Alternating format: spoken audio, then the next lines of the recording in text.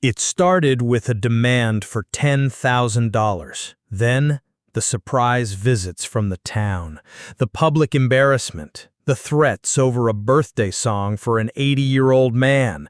My neighbor didn't just want to complain. She wanted to weaponize the law to control my life. But she made one fatal mistake. She forgot that weapons can be turned around. If you know what it's like to be pushed too far, to have someone mistake your kindness for weakness, then you're in the right place. Hit that subscribe button and join the community that appreciates when justice gets a little creative. Like this video, and let's uncover the story of how a piece of paper and the most annoying music ever recorded became the instruments of perfect revenge. The for sale sign came down in December. The snow was falling, and the house felt like a blank slate, full of promise. My wife and I were exhausted but euphoric. We'd done it, our own place. The backyard neighbor, an older woman named Carol, even gave us a wave from her kitchen window. We took it as a good omen. But the thaw of early spring didn't just melt the snow. It revealed the true nature of the woman next door. The first encounter wasn't a friendly hello, it was a demand. She marched over, her footsteps heavy with entitlement, and pointed an accusatory finger at the gentle slope of my land towards hers. "Your property is flooding mine," she stated, not a hint of a question in her voice. "You need to install a dry well. It'll cost you about 10 grand. My stomach tightened. $10,000? I just bled my savings for the down payment. I tried to be diplomatic. I explained that the land had been graded this way for over half a century, that water follows gravity. It's basic physics, not a personal attack. Her lips pressed into a thin white line. She wasn't hearing it. The conversation ended with me offering a compromise that felt generous at the time.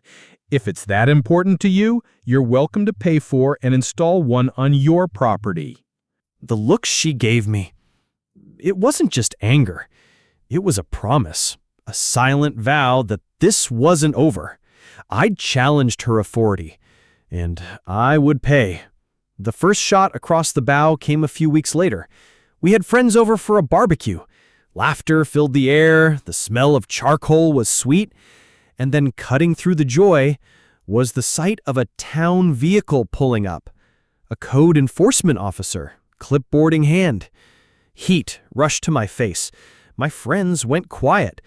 The officer was polite but direct. A complaint had been filed about a floodlight on the side of my garage. It was missing its protective cover. It was such a trivial, petty thing, a piece of plastic. But in that moment, standing in front of my friends, being officially scrutinized for something I didn't even know was a problem, it felt huge, humiliating. This was my kingdom, and she had summoned the royal guards over a pebble. But then the officer gave me a gift. As he wrote up the notice, a simple fix-it ticket, he leaned in slightly and lowered his voice. "Listen, don't sweat this. Just get a cover. She's known for this." The relief was immediate, but it was mixed with a new, chilling understanding. This wasn't a one-off. This was her hobby. I was just the latest exhibit in her personal museum of grievances. I fixed the light. The officer came back a week later. We had a genuinely nice chat, and he closed the case. I naively thought that was the end of it. I'd passed her test. I was wrong. Father's Day, a milestone. My father-in-law, a wonderful, gentle man, was turning 80. We planned a surprise party. We kept it small, respectful. As the sun went down, we put on some soft, classic rock from a single, small Sonos speaker. It was background music, atmosphere. The following Friday, my phone rang. It was the same code enforcement officer. My stomach dropped. "Hey, it's me again," he said, and I could hear the apologetic sigh in his voice. "Look, another complaint. Noise violation from your party last weekend." I was stunned. It was a Sunday evening, not late, and the music was quieter than our conversation. I started to defend myself, but he cut me off. I know. It's frivolous, but just for your own sake, if you're ever going to have a party with music again, just apply for a permit. It's a formality, but it'll cover you from drama. He was trying to help me, but his advice felt like a surrender. To have to ask permission from the town to enjoy my own property on a weekend, to live in constant fear of a frivolous complaint. It was a cage. The walls were made of paperwork and petty bureaucracy, and Carol held the key. That was the turning point. The moment my frustration hardened into something else. Something cold and clear and strategic. This wasn't about anger anymore. It was about chess. And the universe, in its infinite wisdom, decided to give me my opening. It was mid-July. I was out back, watering the plants, when I heard her voice carry clearly over the fence. She was on the phone, her tone unusually cheerful. "Yes, this Saturday, around 2. We'll have the grill going, plenty of drinks. You have to come." A slow smile spread across my face. It was the kind of idea that arrives fully formed, brilliant, and devastating in its simplicity. The very next Monday, I went to town hall.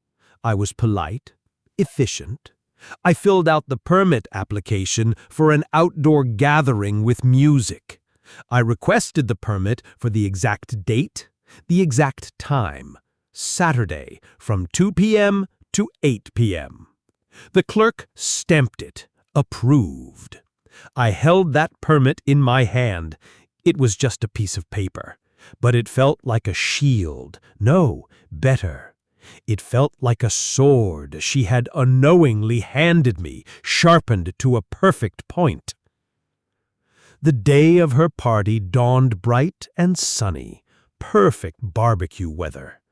I watched from an upstairs window as she hustled back and forth, setting up tables, arranging chairs. Her guests began to arrive. The familiar murmur of a gathering started to float over the fence. It was time. I didn't choose heavy metal. I didn't choose rap. I chose a weapon from my own childhood. My grandparents, God love them, were obsessed with these old, scratchy recordings of Greek monastic chants from the early 1900s. It's an acquired taste. To a 7-year-old, it was auditory torture, droning, dissonant, ancient.